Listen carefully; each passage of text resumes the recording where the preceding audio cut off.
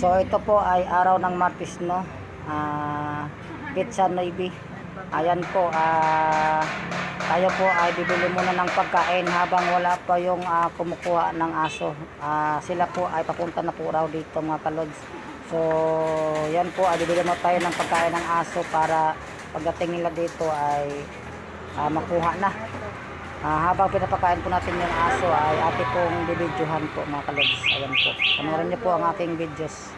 Dapat mo naman sa Pahingi nga nay na magkano yung maling ba yan? 15, pakain mo lang sa aso, dinubuan na lang. Hindi, ang maling kinakain niya eh. Sosyal.